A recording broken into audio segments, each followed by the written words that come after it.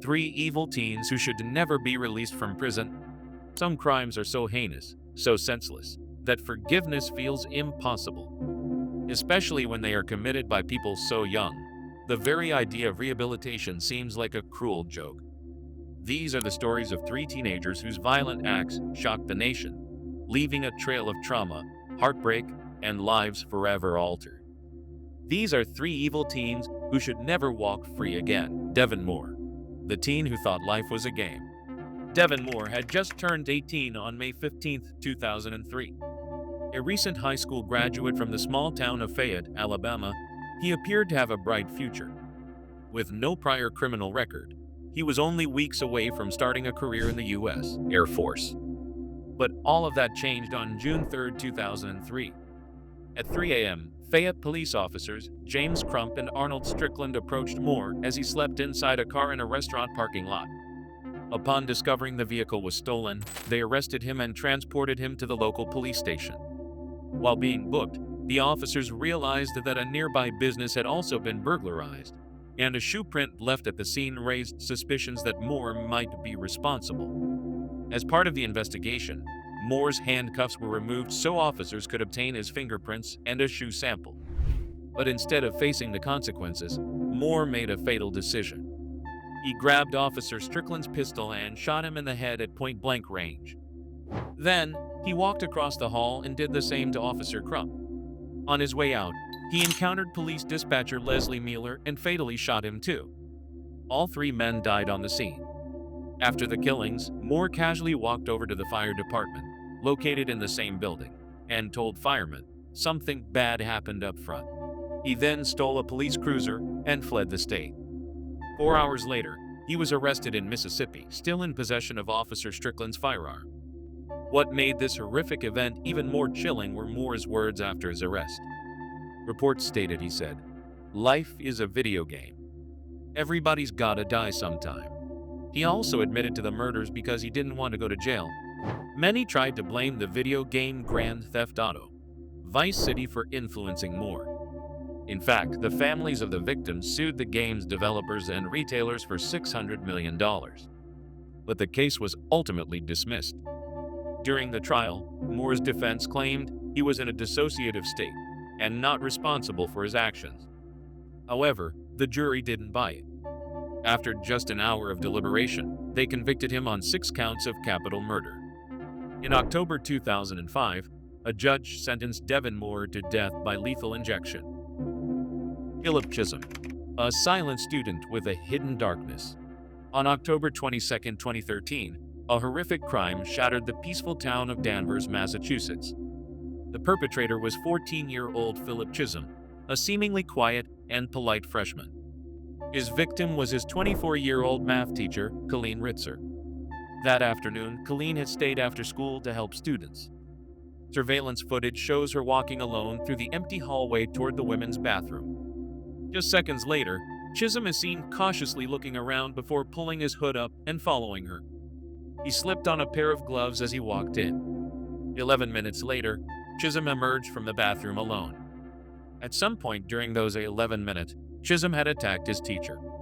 He sexually assaulted her, slit her throat with a box cutter, and left her bleeding on the bathroom floor.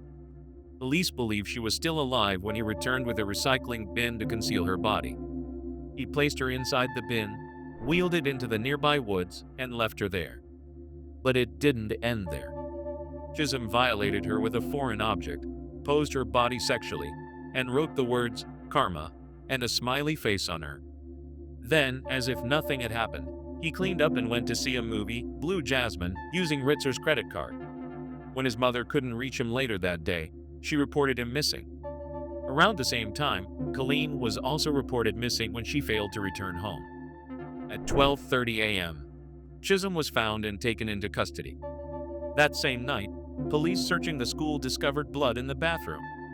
By 3 a.m., they found Colleen's body in the woods, naked from the waist down and brutally mutilated. Nearby, they found Chisholm's student ID and several of his belongings.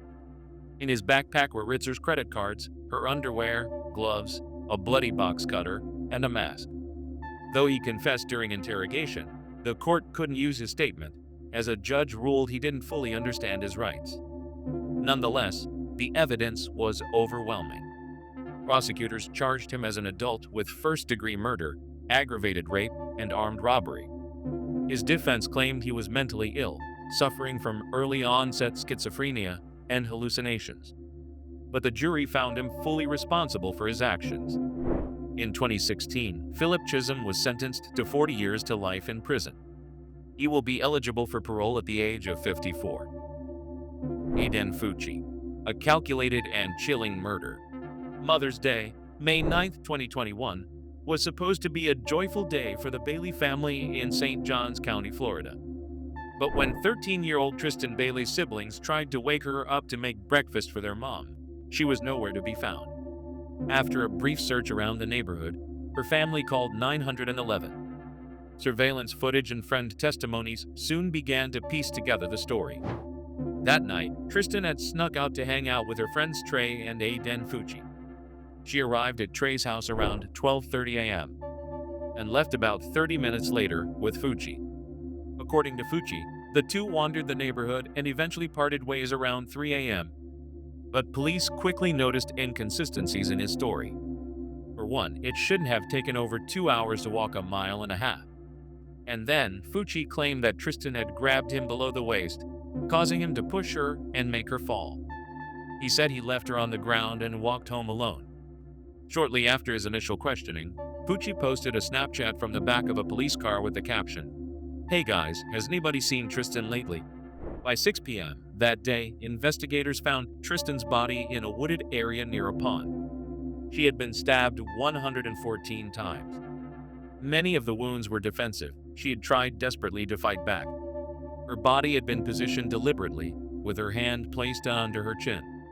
The word karma and a smiley face were written on her skin. After the discovery, Fucci was brought back in. While he refused to answer questions, he made several incriminating statements while alone in the interrogation room with his parents. Police found the bloody clothes Fucci wore during the murder. The weapon, a hunting knife, was located at the scene, and its sheath was later found in his room. Surveillance footage captured both Tristan and Fucci walking toward the pond at 1:45 a.m. 2 hours later, Fucci returned alone, carrying his shoes. Even more disturbing, investigators learned Fucci had a fascination with violence. He had talked about killing someone for weeks, even mentioning to friends that he wanted to lure someone into the woods to commit murder. Initially charged with second-degree murder, Fucci's charges were upgraded to first degree. He pleaded guilty in February 2023, just before his trial began. A judge sentenced him to life in prison. However, due to his age, he will have his sentence reviewed after 25 years. All three of these crimes were committed by teenagers, young people who were supposed to be figuring out their lives, not ending others. Their victims were innocent, their acts were premeditated and cruel, and the trauma they left behind will last forever. While society often debates the role of rehabilitation, some crimes cross the line into pure evil. These teens, Devin Moore, Philip Chisholm, and Aiden Fucci, showed no mercy, and it's hard to believe they deserve any in return.